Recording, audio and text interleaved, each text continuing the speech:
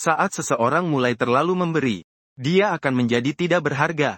Jadi ketika aku mengetahui bahwa si cantik yang telah menolak aku 99 kali, sebenarnya sudah jatuh cinta pada pandangan pertama padaku.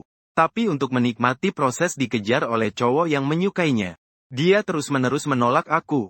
Aku memutuskan untuk tidak mempedulikannya lagi, dan mengajukan ke dosen pembimbing agar bisa mendapatkan beasiswa studi ke luar negeri.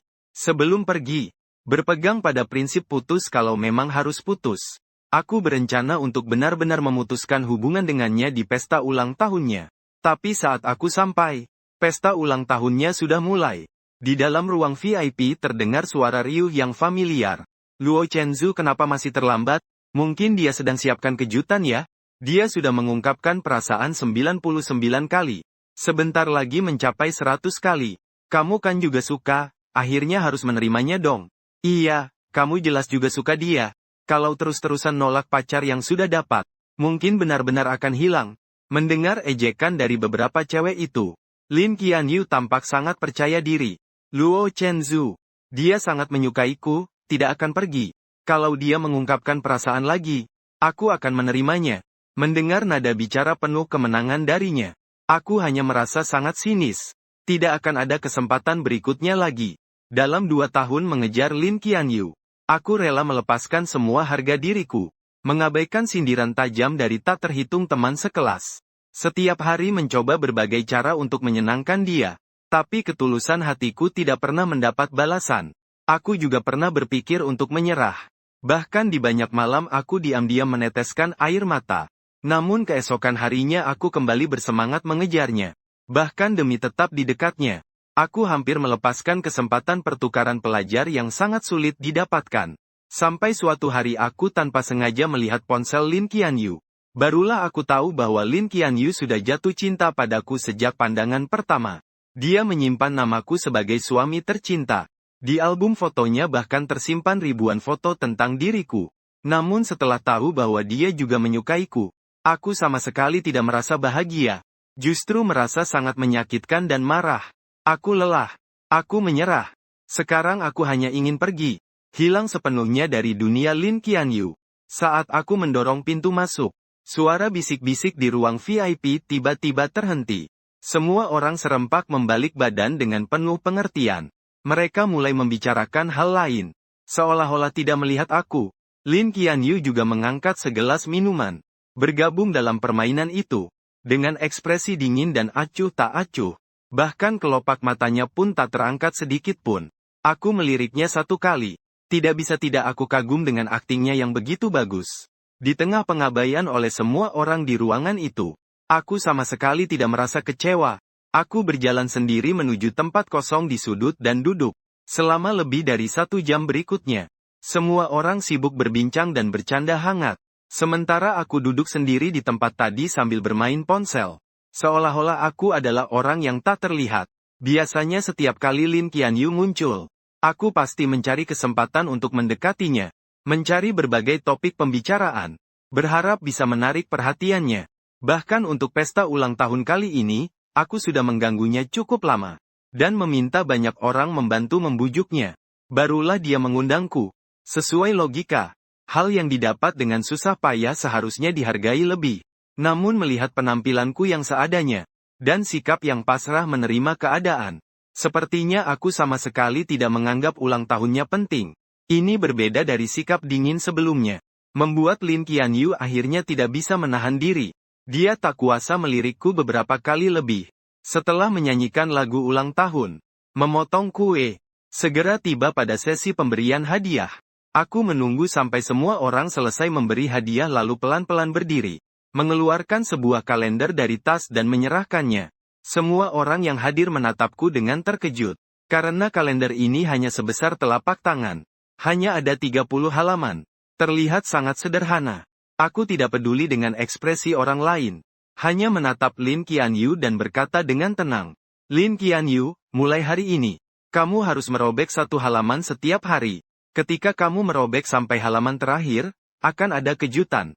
Itu adalah hadiah ulang tahun yang terlambat yang aku persiapkan untukmu. Begitu mendengar ini, beberapa teman sekamarnya langsung tertawa cekikikan. Pengakuan cinta ke-100 ya. Kamu benar-benar gigih. Sudah 2 tahun tapi masih bertahan. Kamu memang sangat menyukai Qianyu ya? Terpengaruh oleh beberapa kalimat ini, Lin Qianyu pun wajar mengira, ini adalah kalender hitung mundur pengakuan cinta ke-100. Sudut bibirnya sedikit tersenyum, tetapi segera ditahan lagi, menjadi ekspresi tanpa perasaan. Sebelumnya aku hanya bilang kamu harus mengaku sampai 100 kali. Aku baru akan mempertimbangkannya, tapi tidak bilang pasti akan menyetujui. Aku tahu mereka semua salah paham. Saat halaman terakhir dirobek, bukan hari aku ingin mengaku, melainkan hari aku benar-benar hilang dari dunianya. Aku tidak menjelaskan apapun, hanya tertawa ringan. Lin Qianyu, aku sudah mengejarmu begitu lama tapi tak berhasil menyentuh hatimu. Sangat ingin tahu tipe idealmu sebenarnya seperti apa. Aku bertanya, seluruh ruangan pun menjadi sunyi. Semua orang memberikan tatapan tak jelas padanya. Lin Qianyu memandangku dengan tatapan tenang. Diam beberapa detik, pelan membuka bibir. Tipe idealku baru mulai aku katakan. Pintu yang tertutup rapat didorong terbuka. Seketika menarik perhatian semua orang. Di bawah sorotan mata semua orang, Zhou Yanshu muncul sambil membawa kotak hadiah yang dibungkus rapi. Lin Qianyu menunjukkan senyum lembut. Selamat ulang tahun, Qianyu. Tatapan Lin Qianyu juga mengikuti kata-kata ucapan itu. Terpaku pada Zhou Yanshu. Dia mengangkat ujung jarinya mengetuk meja pelan. Melanjutkan kalimat yang terputus. Tipe idealku tentu saja adalah yang berkarakter ceria. Tipe pangeran tetangga yang tampan dan berwajah bersih. Begitu masuk sudah terdengar kata-kata yang begitu romantis. Wajah Zhou Yanshu menampakkan kegembiraan. Dia segera berjalan ke sisinya. Memberikan hadiah yang dipersiapkan dengan penuh perhatian. Mendorongnya untuk membukanya di tempat. Dalam sekejap perhatian orang-orang langsung tertuju ke sana. Tak ada lagi yang membicarakan topik itu. Melihat 2 orang yang dikerumuni banyak orang, aku juga tidak menunjukkan kesedihan. Sebaliknya, dengan wajah tenang aku kembali ke tempat semula. Duduk sepanjang malam. Kemanapun Lin Qianyu pergi, pasti di sisinya ada Zhou Yanshu. Kedua orang itu berbicara dan tertawa. Saling menjaga satu sama lain dari minuman. Berbagi sepotong kue yang sama. Aku diam-diam melihat kedekatan mereka. Banyak kenangan melintas di benakku. Meski Lin Qianyu adalah gadis cantik di Universitas Qing, banyak yang mengejarnya, tapi dia selalu menjauh dari cowok. Dan satu-satunya pengecualian adalah Zhou Yanshu, teman masa kecilnya, yang tumbuh bersama sejak kecil. Dia akan merapikan poni yang berantakan untuknya, menemani dia masuk kelas, memanggul tasnya, bertebak taruhan dan ikut kompetisi demi dia melawan gadis dari kampus lain. Kepedulian itu di mataku adalah duri yang menusuk dadaku satu persatu. Tapi sampai aku tahu kebenarannya, hari itu aku baru tahu, Lin Qianyu dan Zhou Yanshu memang teman masa kecil. Tapi sebelumnya, mereka tidak dekat. Zhou Yanshu selalu mengejar Lin Qianyu seharian, tapi dia tidak pernah memperdulikan dia. Hingga kemunculanku, dia mulai sengaja bersikap akrab dengan Zhou Yanshu di hadapanku, hanya karena dia ingin aku merasa cemburu. Sehingga memiliki dorongan lebih besar untuk mengejarnya. Jadi saat melihat Lin Qianyu bermain sandiwara seperti itu di depanku, aku hanya merasa sinis. Aku meletakkan gelas minumanku, bangkit dan pergi ke kamar mandi, membasahi wajah dengan air. Aku pun menjadi sedikit sadar, mengambil tisu dari tas, menghapus tetesan air di wajah. Penglihatan terhalang. Aku tidak menyadari tiba-tiba ada seseorang di dekatku. Sampai mendengar suara sarkastik Zhou Yanshu. Aku baru sadar ini tidak benar. Lu Chenzu sudah mengejar kakak Qianyu. Sekian tahun. Dia belum pernah menerima lampu hijau. Kamu masih punya muka mengejar sampai pesta ulang tahun ini. Aku benar-benar memohon padamu. Dia sama sekali tidak menyukaimu. Kamu bisa tidak punya sedikit rasa malu? Mainan murahan yang terus-menerus dikejar-kejar. Aku tidak menunjukkan sedikit pun ketidaksenangan karena ucapannya. Hanya menatapnya dengan dingin. Kamu sudah selesai memaki? Zhou Yanshu tidak menyangka reaksiku seperti ini. Aku jadi agak bingung. Tentu saja tidak. Kamu tahu apa kata orang di sekolah tentangmu? Anjing yang ngotot pengakuan 99 kali. Kamu setidaknya seorang pelajar juga. Apakah kamu benar-benar tidak punya harga diri sama sekali? Orang yang pandai bisa lihat dengan jelas. Kakak Asayu menyukaiku.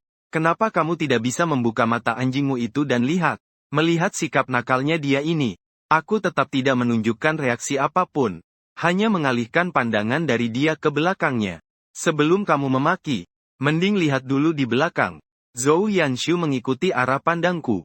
Dengan wajah bingung ia berbalik. Sekali pandang langsung melihat Lin Asayu di luar pintu. Dia sepertinya sudah berdiri lama di pintu. Kemungkinan besar melihat langsung kejadian tadi. Memikirkan hal ini Zhou Yanshu langsung panik. Wajahnya cepat berubah menjadi ekspresi kasihan yang lebay. Tak terlihat sedikit pun kesombongan. Dia bergegas berjalan ke sisinya. Menggenggam tangannya. Dengan cemas menjelaskan tanpa henti. Kakak Asayu. Bukan seperti yang kamu lihat. Itu Lu Chenzu. Dia yang duluan menggangguku. Tapi Lin Asayu sepertinya sama sekali tidak peduli. Padahal jelas-jelas melihat Zhou Yanshu memaki aku. Namun dia pura-pura tidak melihat apa-apa. Dia menengadahkan matanya dan melirik ke arahku. Lalu dia melepas jaketnya. Dan membungkuskannya ke tubuh Zhou Yanshu. Angin di luar sangat kencang. Kamu berpakaian sangat tipis. Hati-hati kedinginan. Sambil berkata begitu, dia menggenggam tangannya. Lalu berbalik kembali ke ruang pribadi. Zhou Yanshu tidak menyangka dia akan bersikap seperti itu. Sepertinya sama sekali tidak peduli. Saat dia memarahiku, aku langsung merasa percaya diri. Dia berbalik dengan wajah penuh kesombongan. Memperlihatkan ekspresi penuh ejekan. Mengejek ketidaksanggupanku. Sambil menunduk, aku tidak melihat tantangan dari Zhou Yanshu. Aku menggumpalkan tisu basah dan membuangnya ke tempat sampah. Kemudian berbalik dan turun tangga. Koridor sangat sunyi. Hanya suara langkah kakiku di kegelapan. Di pikiranku terlintas kejadian yang baru saja terjadi. Aku mengejek pelan. Ketika dia membungkuskan jaket ke Zhou Yanshu tadi. Tapi tatapannya jelas tertuju padaku. Sambil berkata kata-kata yang seolah peduli pada Zhou Yanshu. Benar-benar kalau ngomong yang ngomong. Kemampuannya berakting memang sangat luar biasa. Kalau aku tidak tahu niat tersembunyinya, mungkin aku benar-benar tertipu olehnya. Di luar hujan deras turun. Taksi hampir tidak ada yang beroperasi. Sekelompok orang terjebak di depan pintu bar. Lin Qianyu memanggil sopir di rumah. Berkata ingin mengantarkan Zhou Yanshu pulang. Begitu larut. Semua orang sudah pergi. Tinggal Lu Chenzu seorang diri menunggu mobil di sini. Tidak baik, kan? Lin Qianyu menerima payung yang diberikan sopir. Dia punya kaki, dia bisa berjalan sendiri. Setelah berkata, dia juga tidak melihat ekspresiku. Langsung membawa Zhou Yanshu naik mobil. Melihat mobil sport yang perlahan menjauh dalam guyuran hujan. Aku tidak terlalu peduli. Terus memanggil kendaraan lewat aplikasi taksi. Menunggu lebih dari 2 jam di tengah angin dingin. Hampir putus asa. Baru akhirnya ada sopir yang menerima pesanan. Saat aku sampai di rumah sudah pukul 2 pagi. Aku berjalan ke pintu kamar. Memasukkan kode sandi. Pintu baru saja terbuka. Pintu kamar di seberang juga terbuka. Mulai sekarang pulang lebih awal. Suara pintu terlalu keras. Mengganggu istirahatku. Aku melihat pakaiannya yang belum diganti. Mengerti sekarang. Tersenyum dingin. Aku menjawab singkat dengan suara, Langsung berbalik masuk ke dalam kamar. Menyalakan lampu. Tutup pintunya. Tunggu aku ganti pakaian dulu. Suara benturan keras terdengar dari luar pintu. Aku tidak menghiraukannya. Melepas piyama. Nyalakan AC. Aku membungkus diri dengan selimut dan berbaring di sofa. Apartemen ini aku beli setengah tahun yang lalu dari seseorang. Katanya Lin Qianyu sengaja membelinya setelah pindah dari asrama. Aku pun ikut pindah untuk mengejarnya. Menjadi tetangganya. Mengantarkan sarapan di pagi hari. Mengucapkan selamat malam di malam hari. Membuat berbagai pertemuan tak terduga setiap hari. Itu semua demi menyentuh hatinya. Tapi sekeras apapun aku peduli dan perhatian, dia tetap mengabaikanku. Hingga aku mengetahui rahasianya. Barulah aku sadar dia selama ini berpura-pura tidak peduli. Seperti malam ini, dia jelas sudah sampai rumah sejak lama. Bahkan belum berganti pakaian. Itu karena dia khawatir akan keselamatanku. Makanya dia tidak tidur. Tapi saat bertemu denganku, dia sengaja berkata hal-hal yang, aku sudah lelah dengan sandiwara penuh kontradiksinya ini. Aku juga tidak mau lagi terus memainkannya bersamanya. Aku membuka ponsel. Membuka aplikasi properti. Mengunggah informasi rumah tersebut. Karena sudah memutuskan untuk pergi. Maka harus putus dengan bersih. Pagi hari berikutnya, agen properti datang untuk memeriksa rumah. Aku masih setengah mengantuk membuka pintu. dan memperkenalkan kondisi dasar rumah itu sekali lagi. Setelah selesai melihat, aku tepat akan mengantar mereka keluar. Pintu di seberang terbuka. Lin Qianyu memegang kunci mobil dan hendak keluar. Melihat ada wanita asing di dekatku, dia secara tidak sadar mengernyitkan dahi. Siapa dia? Saudariku datang mengantar beberapa barang. Aku berbohong dengan tenang tanpa mengubah ekspresi wajah. Agen di samping langsung menatap dengan penuh keheranan. Tapi dia sangat profesional. Tidak membocorkan kebohongan ini. Dia mencari alasan lalu pergi duluan. Aku kembali ke kamar dan mengganti pakaian. Berencana untuk berkeliling ke sekolah sebentar. Namun di depan lift ada seseorang berdiri menghalangi jalan. Aku menengadah dan melihat itu Lin Qianyu. Aku merasa agak aneh. Bukankah dia tadi hendak keluar? Kenapa belum pergi juga? Lin Qianyu melihat kebingunganku di mataku. Dia sedikit canggung mengawali pembicaraan. Hari ini aku akan mengantarmu ke sekolah. Aku tidak tahu kenapa dia seperti orang yang berubah hari ini. Akhirnya kuanggukkan kepala untuk menolaknya. Tapi dia seperti orang yang salah minum obat. Tetap bersikeras untuk mengantar. Aku malah mencari banyak alasan. Dari hampir terlambat, sampai alasan ikut jalan. Melihatnya bahkan ingin memakai alasan lingkungan yang hijau. Aku tak bisa menolak dia. Juga tidak ingin menunda waktu lagi. Jadi aku setuju. Di sepanjang jalan kami berdua tidak mengucapkan sepatah kata pun. Di dalam mobil sangat sunyi. Biasanya aku sering mengoceh di telinganya. Melihat aku yang sangat diam seperti ini, Lin Qianyu merasa tidak terbiasa. Terlintas sedikit rasa heran di hatinya. Ternyata bukan khayalannya. Kurasa aku benar-benar berubah beberapa hari ini. Dan perubahan ini entah kenapa membuatnya mulai panik. Sampai di sekolah, aku membuka sabuk pengaman. Mengucapkan satu kalimat. Terima kasih, lalu pergi duluan. Aku berjalan cepat memasuki gerbang sekolah. Melihat semua orang yang lewat. Semua menatapku dengan pandangan yang aneh. Dia pasti Lu Chenzu, kan? Iya. Iya, dia yang di trending topik itu, sungguh memalukan. Mendengar kata-kata aneh ini, saya segera membuka ponsel. Sekilas saya melihat ada beberapa tautan yang dikirim oleh teman-teman. Saya klik untuk melihat. Ternyata seseorang mengirimkan cerita tentang saya yang mengejar Lin Qianyu. Daftar kritik itu bahkan menjadi trending.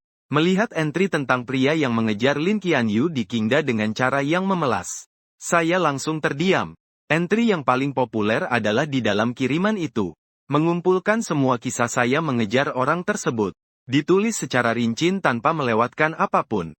Bahkan isi surat cinta pun dipublikasikan. Meski dari jarak jauh, saya melihat kelompok besar berkumpul di depan papan pengumuman sekolah. Penuh dengan surat cinta yang saya tulis. Dan kerumunan itu sedang tertawa sambil mengomentari. Aduh, apa itu, terperangkap di matamu? Terdengar sangat manis dan lebay. 99 surat cinta yang ditulis dengan variasi macam-macam, cinta yang benar-benar membuat kepala pusing. Bukankah dia juara pertama di Qingda? Kenapa sampai mengejar dengan cara seperti itu? Mendengar ejekan tanpa ampun itu, hati saya jadi berat. Saya langsung menerobos kerumunan. Satu persatu saya robek dengan kasar. Akhirnya suara tajam dan pedas dari Zhou Yanshu terdengar di telinga saya lagi. Qianyu, Lao Chenzhou sudah mengungkapkan perasaannya padamu berkali-kali. Seberapa besar perasaanmu padanya? Suara Lin Qianyu tetap sedingin biasanya. Hanya berkata satu kata, 0. Melihat kedua tokoh utama itu hadir di tempat kejadian. Saya bahkan dipermalukan di tempat. Tawa dari kerumunan semakin riang dan meluap. Beberapa orang yang suka mengerjai takut suasana tak makin gaduh. Mereka sengaja bertanya dengan nada mengejek. Lu Chenzhou.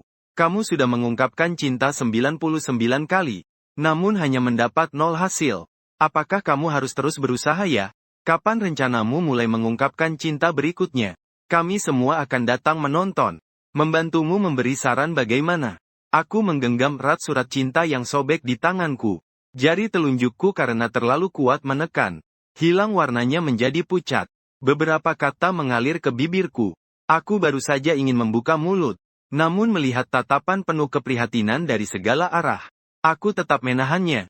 Kutegakkan surat cinta di tangan, seolah mengibarkan bendera perang. Dengan suara keras mengumumkan baiklah. Pengakuan cinta ke-100. Di alun-alun pusat sekolah. Tanggal 3 Desember pukul 9 pagi. Seluruh siswa sekolah dipersilakan membawa teman hadir menonton. Setelah berkata demikian, aku tidak peduli reaksi orang sekitar. Dengan kepala tegak melangkah keluar dari tempat itu. Pagi itu aku tidak pergi ke kelas, melainkan pulang ke rumah, dan merobek surat-surat cinta yang setumpuk itu satu persatu. Lalu dibakar menjadi abu. Semua dibuang ke selokan. Kelompok yang sunyi selama akhir pekan tiba-tiba mengirim pesan. Katanya akan berkumpul. Saya kebetulan harus mengajukan permohonan keluar dari kelompok. Jadi saya buru-buru pergi ke sana. Tapi saat saya membuka pintu, saya melihat Lin Qianyu yang biasanya tidak pernah ikut acara ini. Tiba-tiba juga datang luar biasa. Saya pura-pura tidak melihat seseorang duduk di sudut. Begitu melihat saya, beberapa saudara Zhou Yanshu langsung mulai bermain permainan merah putih. Kenapa Qianyu setuju ya? Tentu saja karena Yanshu suka keramaian. Siapa yang tidak tahu gadis tercantik sekolah kita hanya menurut kata Yanshu. Saya malas menghiraukan trik-trik kecil mereka. Sambil mengambil beberapa jeruk dan mengupasnya untuk dimakan. Semua orang sudah berkumpul. Ketua kelompok lalu mengumumkan permainan dimulai. Saya tidak tertarik, tapi malah ditarik untuk ikut. Harus berusaha semangat bermain permainan petualangan yang membosankan ini. Bermain sekitar 7 atau 8 putaran. Akhirnya giliran Lin Qianyu kalah. Semua orang berteriak kegirangan. Gadis tercantik sekolah mendapat hukuman mencium lawan jenis manapun yang ada di sana selama 3 menit. Cepat, cepat, cepat. Gadis tercantik pilih siapa? Aku akan menerima hukumannya bersama kamu. Aku tahu dia tidak akan memilih. Aku sendiri juga tidak peduli siapa yang dia pilih. Menunduk sambil memainkan kepala yang dipegangnya. Dan semuanya berjalan sesuai dugaan saya. Lin Qianyu memilih Zhou Yanshu. Tapi dia mengajukan satu permintaan. Semua lampu di dalam ruangan harus dimatikan. Ruangan menjadi gelap gulita. Hanya terdengar suara napas. 3 menit kemudian, lampu menyala kembali. Lin Qianyu duduk duluan. Zhou Yanshu terdiam sendiri di tempatnya. Wajahnya tidak terlihat senang. Karena Lin Qianyu tidak mencium dia. Aku meliriknya dengan dingin. Mendengar ketua mengatakan ronde permainan baru dimulai. Sembarangan melempar 3 dadu yang dipegang keluar. Sayangnya, 3 angka 1 adalah nilai terendah di seluruh arena. Aku tidak mengatakan apa-apa. Mengambil satu kartu dari tumpukan kartu. Masih kartu hukuman yang persis sama seperti tadi. Seisi ruangan langsung menjadi bersemangat. Tatapan beralih bola-balik antara aku, Lin Qianyu, dan Zhou Yanshu. Aku pura-pura tidak melihat. Sembarangan memutar roda permainan.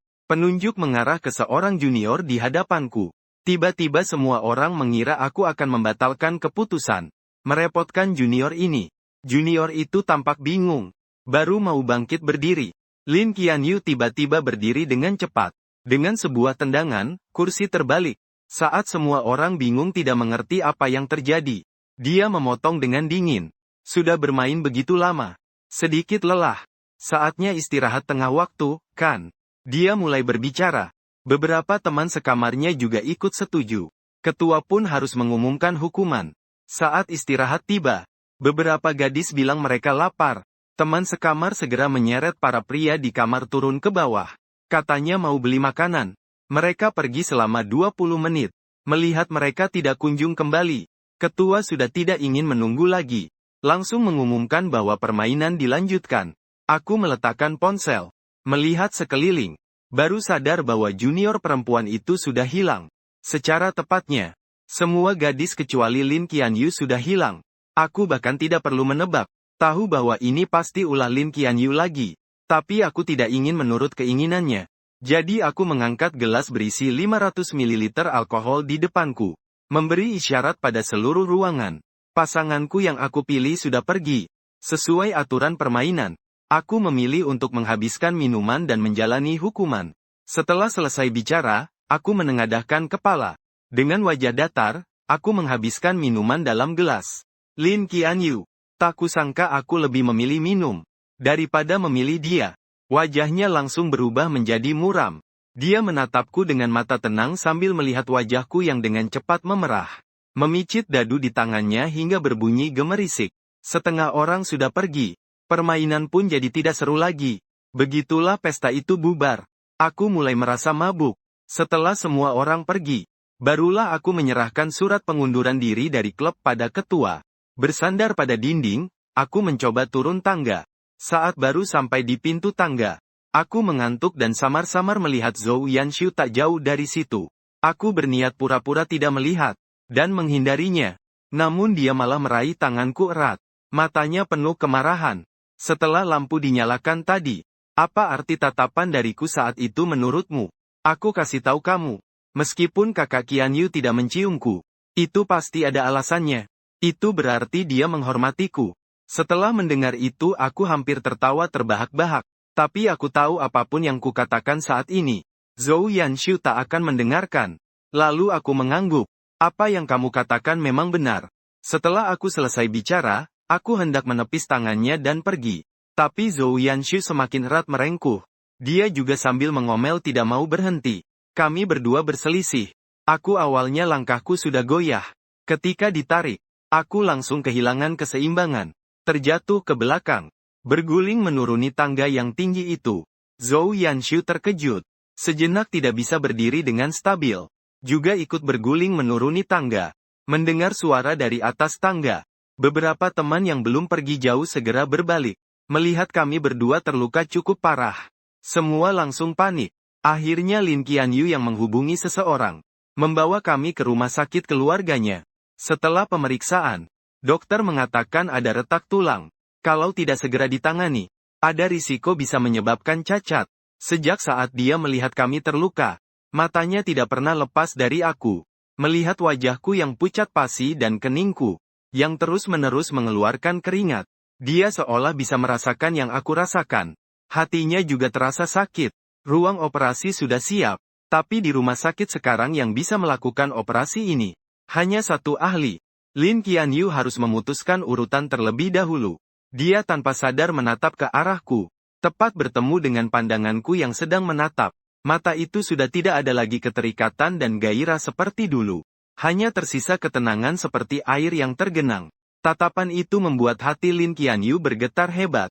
Nona, tolong segera putuskan. Siapa yang akan dioperasi duluan? Wajahku pucat sekali saat terbaring di tandu. Detik sebelum aku pingsan, aku mendengar Lin Qianyu dengan tegas menyebutkan nama itu. Zhou Yanshu dioperasi dulu, selamatkan Zhou Yanshu. Tak lama kemudian dokter mendorong Zhou Yanshu masuk ke ruang operasi.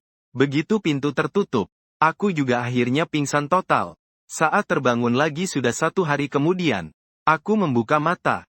Gerakanku yang pertama adalah meraba-raba kakinya. Setelah merasakan kakiku masih ada, dan masih bisa merasakan sesuatu, aku baru menghela napas lega. Air mata kebahagiaan pun tumpah dari mataku. Syukurlah aku tidak cacat. Orang tuaku menerima kabar. Segera datang. Membawaku ke kamar VIP di lantai atas. Merawat dengan penuh perhatian. 2 jam kemudian, Zhou Yanshu pindah ke kamar di seberang saya. Lin Qianyu sendiri yang mengantar dia masuk. Untuk memudahkan pemeriksaan, pintu 2 kamar rumah sakit itu dibiarkan terbuka. Saya bisa jelas mengetahui kondisi kamar di seberang. Zhou Yanshu terus-menerus di lorong. Lin Qianyu mencari berbagai topik untuk mengalihkan perhatiannya. Makanan pasien yang dikirim dari bagian logistik tidak sesuai seleranya. Dia pun pulang sendiri, memasak banyak makanan yang ringan untuk dibawa kepadanya. Dia bosan sekali tinggal di kamar rumah sakit. Dia lalu mencari berbagai mainan baru yang menarik untuk menghilangkan rasa bosan.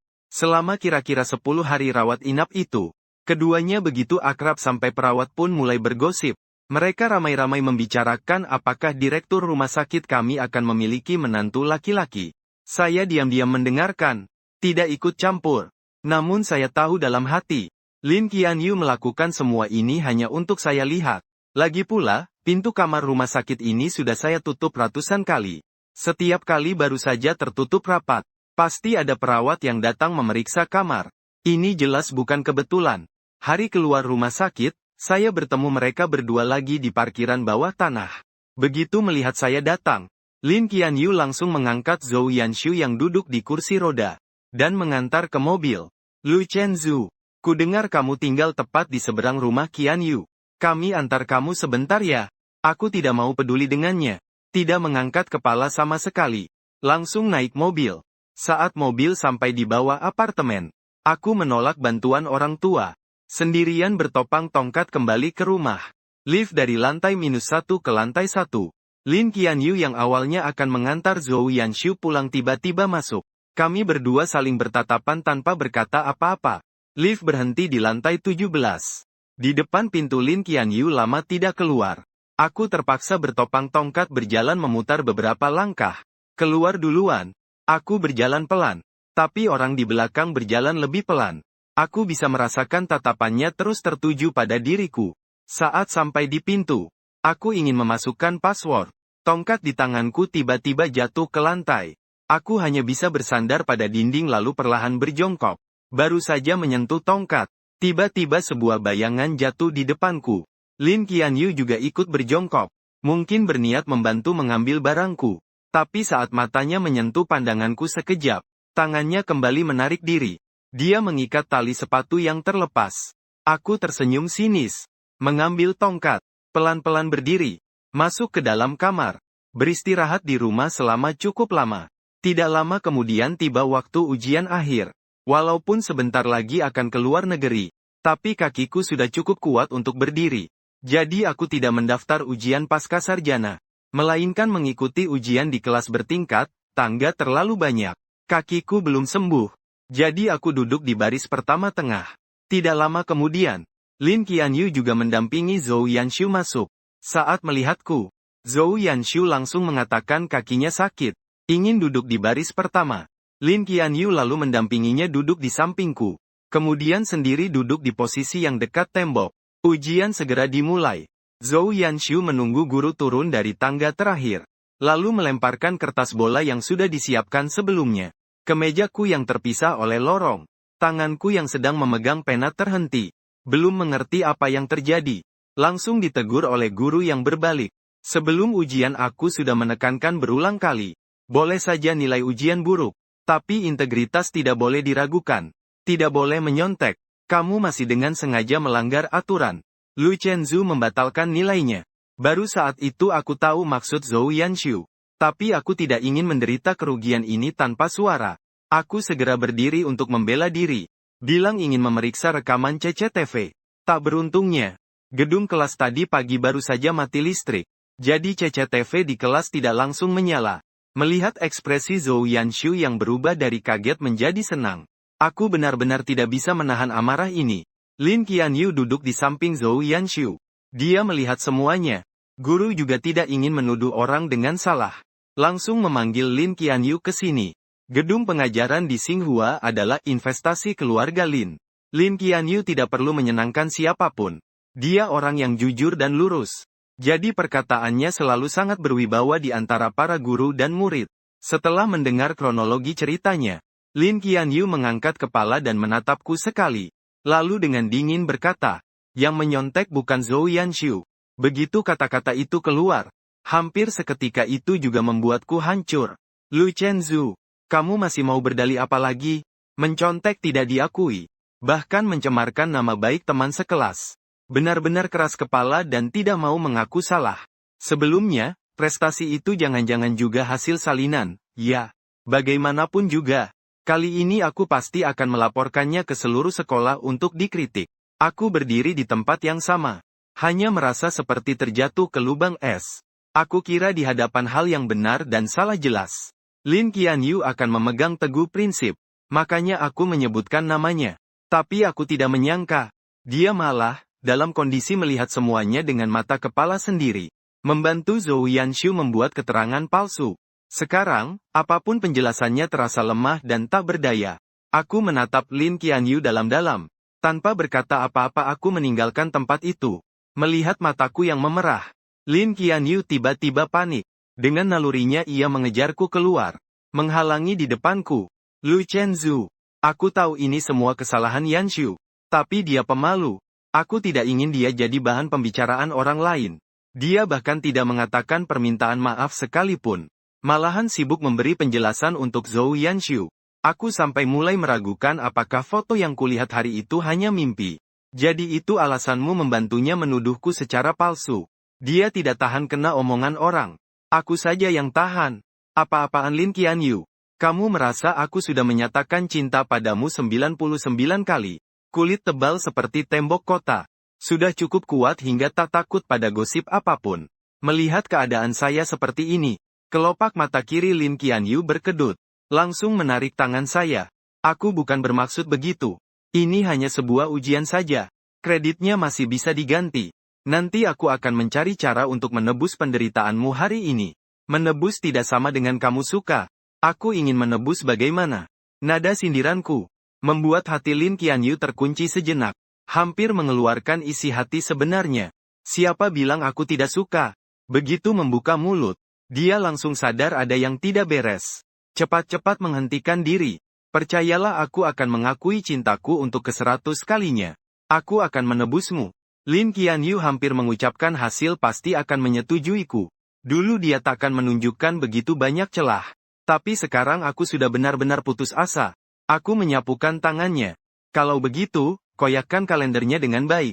Tunggu sampai hari terakhir. Melihat aku menarik kembali tangan, Lin Qianyu juga terdiam. Nada suaranya akhirnya melunak beberapa derajat. Baiklah. Masih ada 3 hari. Saya pasti akan memberi Anda jawaban yang memuaskan. 3 hari sebelum pergi. Apartemen yang sudah terpajang lebih dari setengah bulan berhasil terjual. Agen datang membawa kontrak. Saya segera menandatangani. 3 hari kemudian saya akan pindah.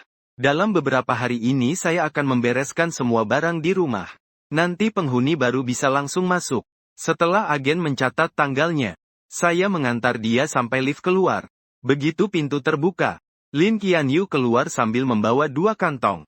Dia menatap agen cukup lama. Dengan sangat sopan mengucapkan, "Selamat pagi." Agen terdiam sebentar lalu menjawab, "Baik." Setelah lift turun, saya berbalik akan pergi. Lin Qianyu tiba-tiba memanggil. Saya menyerahkan salah satu kantong yang saya pegang.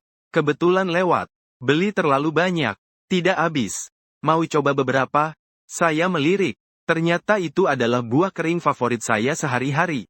Toko ini dari kota timur bolak-balik butuh waktu lebih dari 2 jam. Dan harus antre 1 jam supaya bisa beli. Dia sengaja membeli camilan yang aku suka.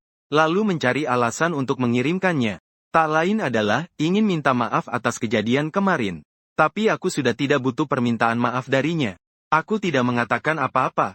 Menerimanya lalu setelah sampai rumah langsung melemparkannya begitu saja. Menggunakan tas guopu. Melayang di udara membentuk lintasan parabola. Tepat jatuh ke dalam tong sampah. Pergi. Beberapa hari yang lalu aku pergi ke toko cetak. Menghabiskan beberapa ribu untuk mencetak 10.000 kartu seukuran jari 5. Aku kembali ke asrama. Meminta beberapa teman sekamar naik ke atap gedung serbaguna pada tanggal 3. Untuk menyebarkan kartu-kartu ini di alun-alun. Teman-teman sekamarku juga sudah tahu tentang kejadian yang baru-baru ini terjadi. Mendengar aku tidak mau menyerah. Mereka pun mulai memberi nasihat. "Chenzu, lebih baik sudahi saja. Lin Qianyu sudah memperlakukanmu seperti itu. Mengapa kamu harus menyiksa dirimu sendiri seperti itu? Memang, dia benar-benar berlebihan. Terlalu menyakiti perasaanmu yang tulus. Walaupun aku sudah bisa menerima semuanya. Tapi mendengar teman-teman peduli seperti itu, hatiku tetap terasa hangat. Tenang saja. Aku tahu batasannya. Kalian bantu sebarkan saja. Aku sudah memanggil perusahaan kebersihan untuk merapikan setelahnya. Aku juga tidak berniat mengungkapkan cinta. Yang sebenarnya ingin aku lakukan adalah mengucapkan selamat tinggal. Mendengar kata-kata ini, beberapa laki-laki terdiam. Tidak bisa menebak apa sebenarnya yang aku rencanakan. Setelah aku mengucapkan terima kasih lagi, aku berbalik dan pergi. Melihat punggungku perlahan menjauh, teman sekamarku membuka kotak kardus. Mengeluarkan sebuah kartu. Hanya tertulis satu kalimat di atasnya. Lu Chenzu tidak akan pernah menyukai Lin Qianyu lagi.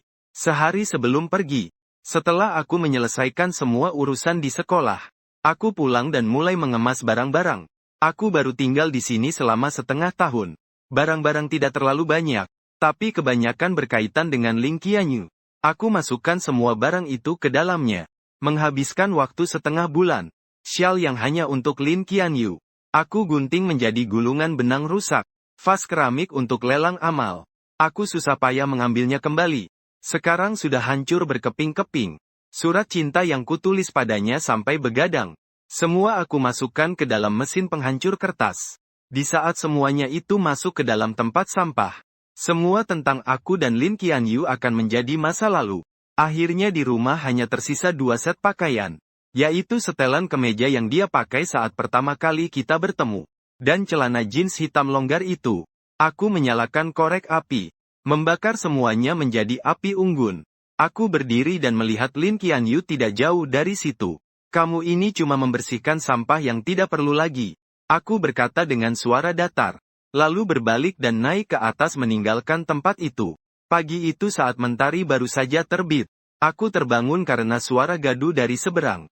Mengantuk, aku membuka mata perlahan. Mengambil ponsel untuk melihat waktu terlebih dahulu.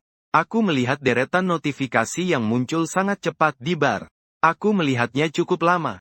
Baru sadar semua pesan itu berasal dari sebuah grup yang berisi lebih dari 20 orang. Setahun lalu, untuk mengetahui kesukaan Lin Qianyu, aku diam-diam menyusup ke dalam grup itu. Terus lupa untuk meninggalkan grup Lin Qianyu. Dan dia tidak tahu kalau aku ada di dalamnya. Yang memulai obrolan hangat sejak pagi adalah Lin Qianyu. Beberapa saudari di kamar asramanya. Qianyu bangun pagi sekali. Apakah dia terlalu bersemangat sampai tidak tidur semalaman? Itu kan sudah pasti. Sejak jam 11 malam kemarin mulai ngobrol. Kali ini kamu benar-benar berniat menerima pengakuan Lu Chenzu, ya? Saat aku menggeser ke bawah ke bagian itu, tanganku berhenti sejenak. Jarang-jarang aku melihat Lin Qianyu menulis pesan sepanjang itu. Bukan janji. Aku dan dia sebenarnya saling menyukai. Bersama itu adalah hal yang wajar terjadi. Jangan tanya omong kosong ini lagi. Tolong bantu aku pilih pakaian mana yang cocok dipakai hari ini. Yang ini atau yang ini. Melihat puluhan foto baju yang dia kirimkan. Grup langsung penuh dengan keramaian. Astaga, kok jadi ribut besar begini? Apakah ini masih gadis sekolah yang dingin dan jauh dari laki-laki itu? Dalam segala keheranan, Lin Qianyu hanya membalas satu kalimat. Aku sangat menyukainya.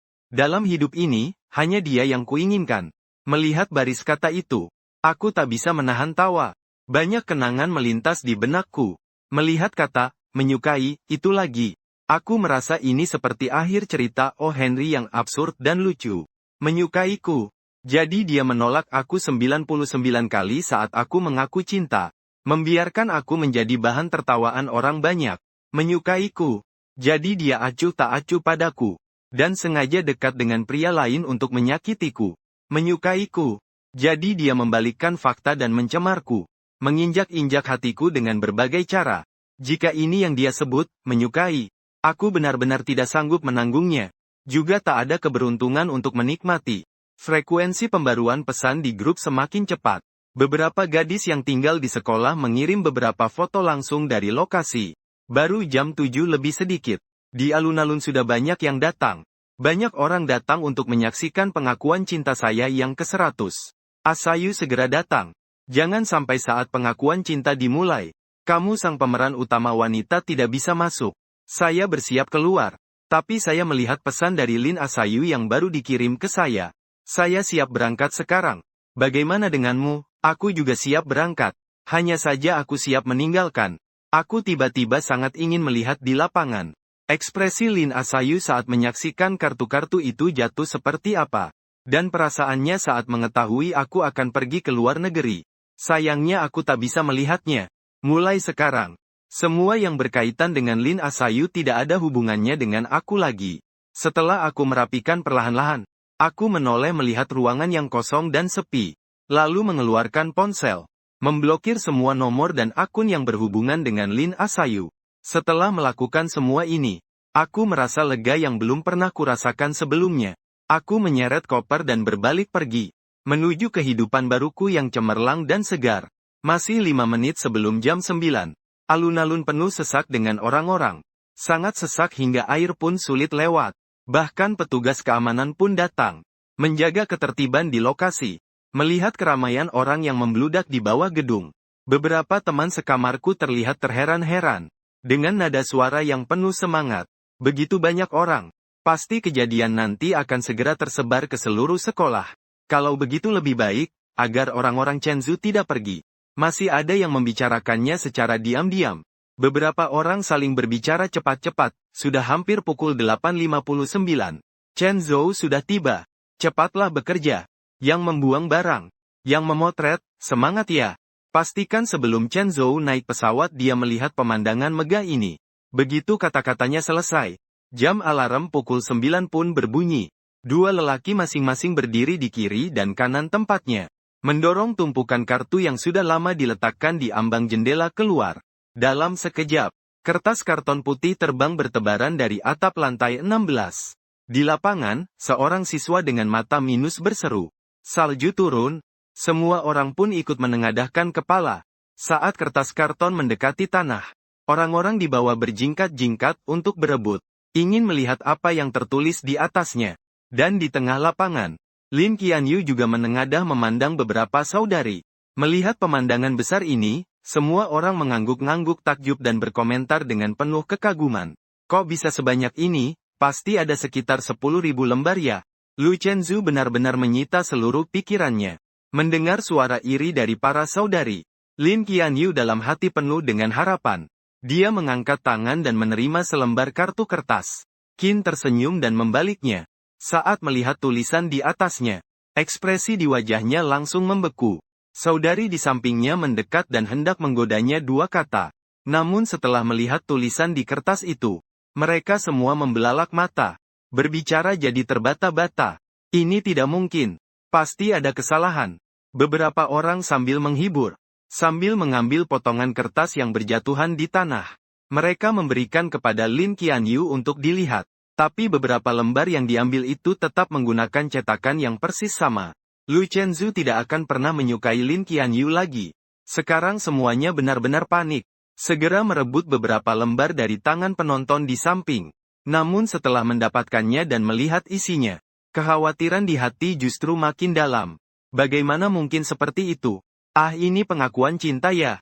Ini tulis apa sih? Apa ada seseorang yang sengaja membuat keributan? Beberapa orang masih mencari alasan itu. Penonton di sekitar sudah masing-masing mendapatkan satu lembar. Mulai berteriak dengan suara keras. Aduh, Lu Chenzu tidak akan pernah menyukai Lin Qianyu lagi. Ternyata ini bukan pengakuan cinta ya? Sial, sudah menipu semua orang untuk datang. Hanya untuk memperjelas hal ini, ya. Begitu banyak usaha untuk menyebarkannya. Sekarang seluruh sekolah sudah tahu.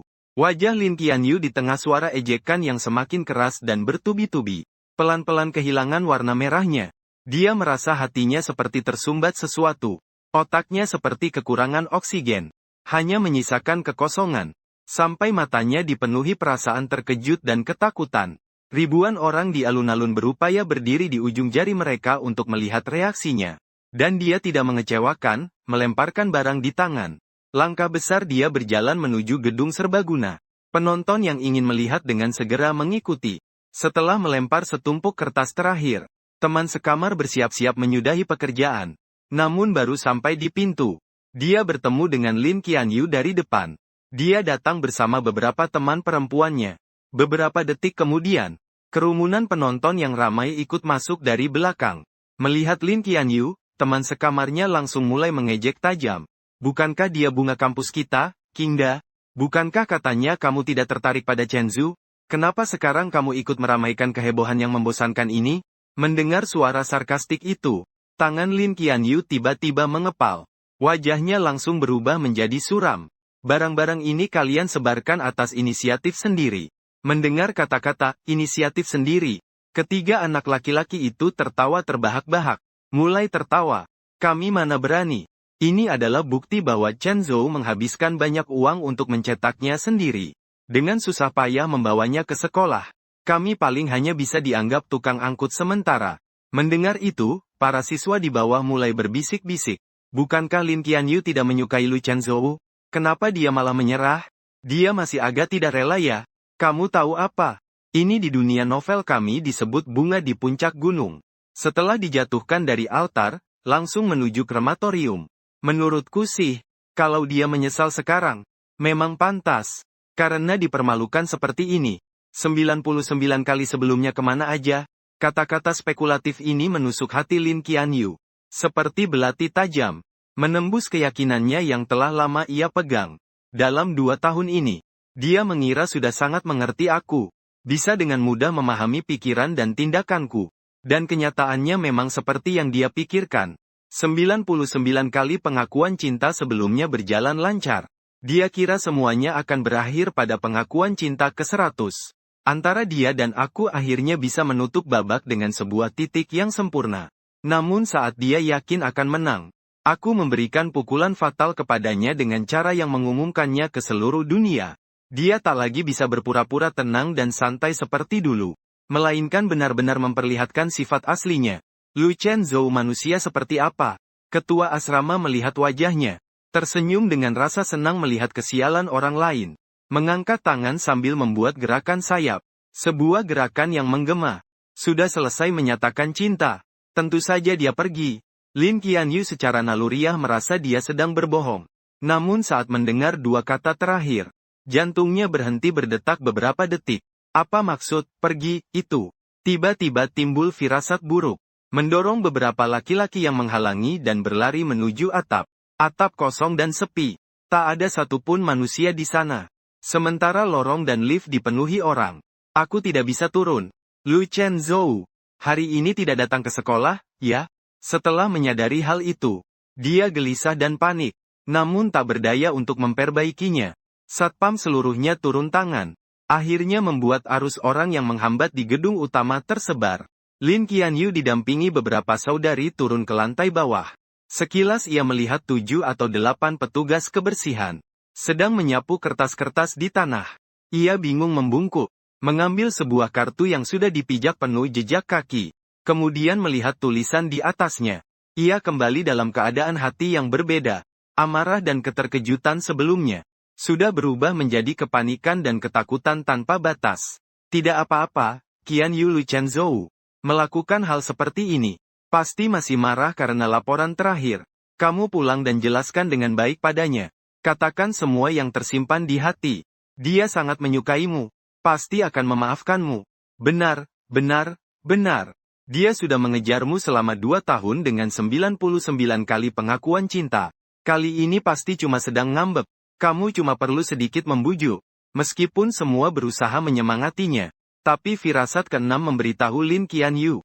Kali ini berbeda dari biasanya. Ia tak bisa menahan rasa cemas itu. Dan tak ingin mendengar mereka terus ribut di telinganya. Dengan perasaan bingung dan kacau, ia langsung mengemudikan mobil kembali ke apartemen. Ia ingin mencari saya dan bertanya dengan jelas. Pukul 10.30. Ia memarkir mobil dengan rapi. Baru saja sampai di gerbang kompleks. Melihat petugas kebersihan sedang membersihkan tempat sampah. Entah kenapa teringat pada adegan kemarin saat aku jongkok membakar sesuatu di tanah. Saat itu dia merasa ada yang aneh denganku. Namun dia tidak bertanya alasannya. Sekarang dia ingin melihat apa sebenarnya yang kubakar. Namun penjaga sudah menaruh tempat sampah baru. Dan mengendarai mobil pergi jauh. Lin Qianyu hanya bisa membawa kartu itu naik ke atas.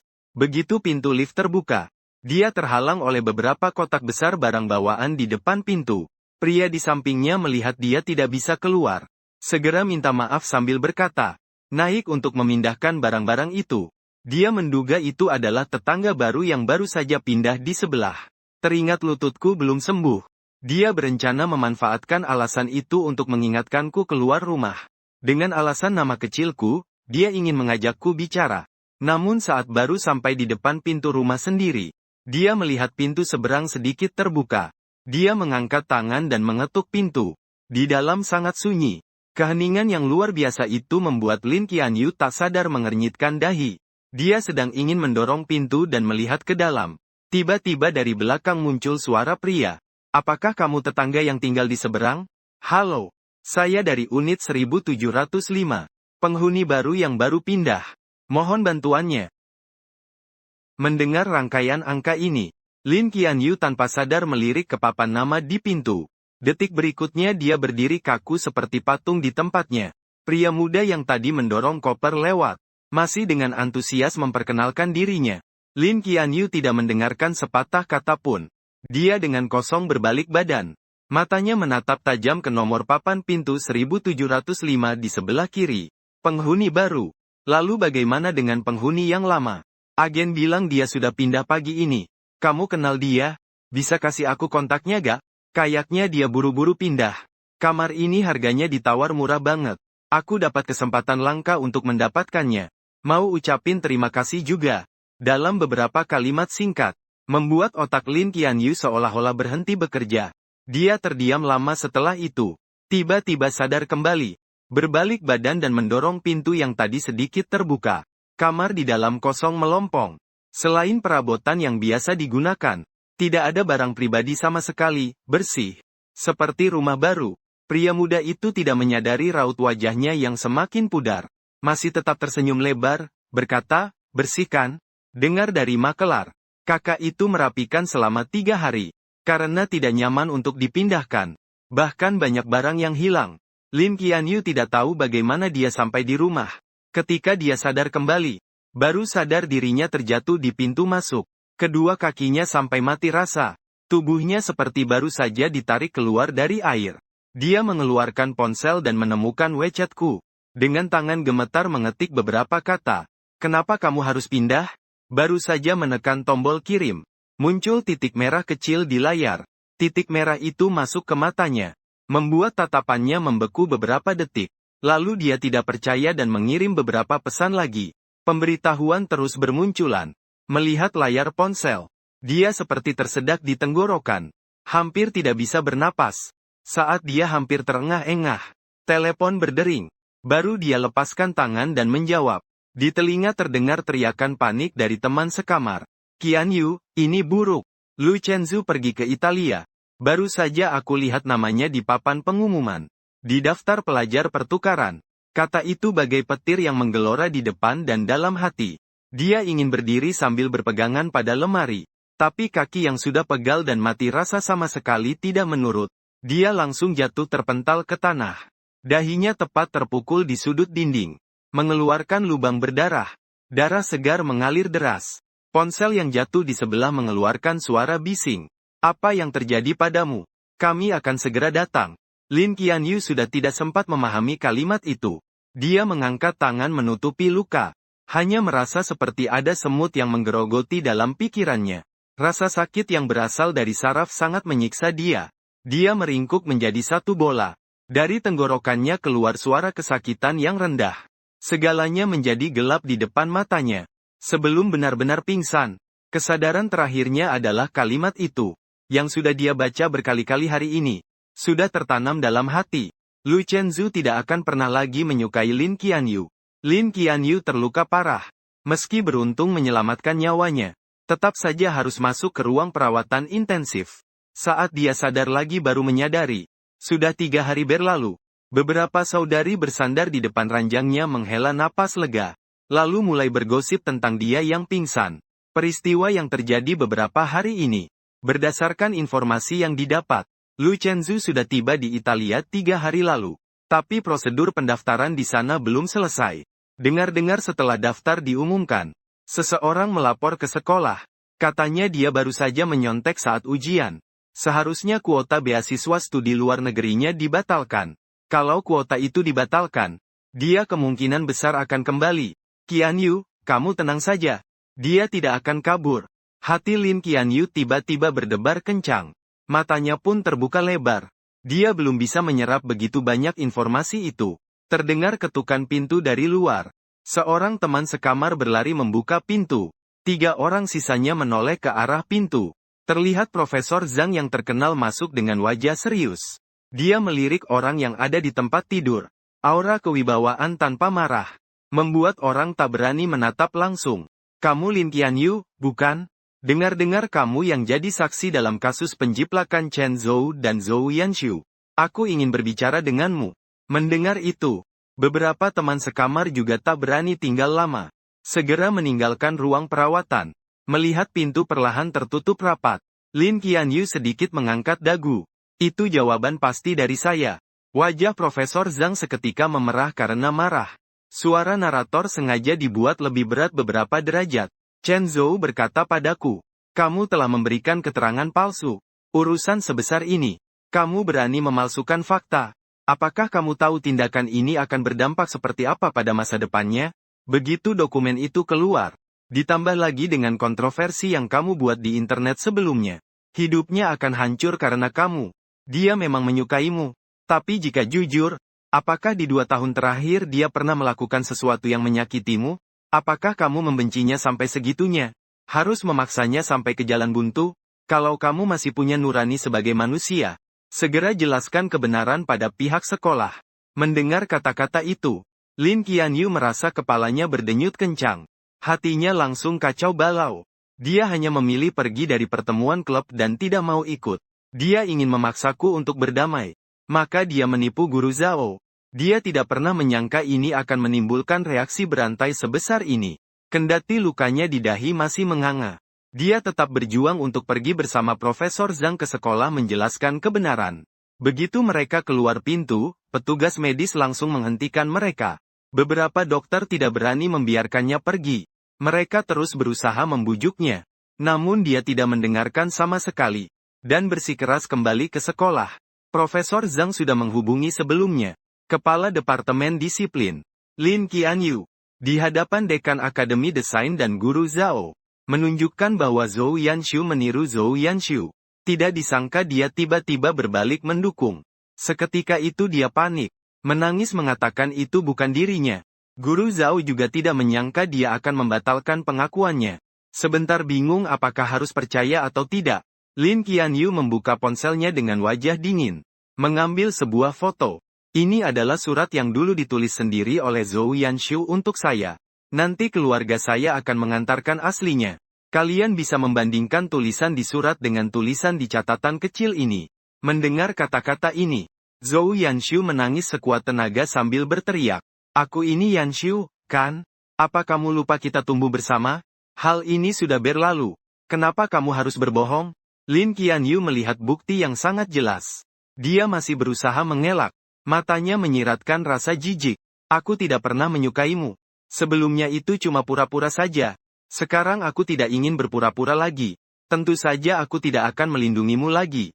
Kalau kamu sudah melakukan ini, maka kau harus bertanggung jawab atas perbuatanmu sampai akhir. Begitu suara itu terdengar, keluarga Lin segera mengirimkan dokumen aslinya. Setelah dibandingkan satu persatu, tulisan di kertas memang milik Zhou Yanshu. Departemen Disiplin segera mengadakan rapat, memutuskan untuk mengumumkan ke seluruh sekolah dan mengklarifikasi fakta. Karena dampaknya sangat buruk, Zhou Yanshu dikeluarkan dari sekolah. Dan kejadian ini dicatat dalam arsip. Saat semuanya sudah selesai, langit sudah gelap. Lin Qianyu berjalan sambil bersandar di dinding. Memanggil Prof. Zhang. Prof. Zhang Chenzhou. Apakah dia tahu tentang kejadian di dalam negeri? Meski masalah itu sudah selesai dengan baik, Prof. Zhang masih marah dan belum reda amarahnya. Masih saja tidak suka padanya. Semua hampir dikeluarkan. Apa dia tidak tahu kalau otaknya sudah rusak? Setelah dimarahi seperti itu, Lin Qianyu semakin merasa tidak enak di hati.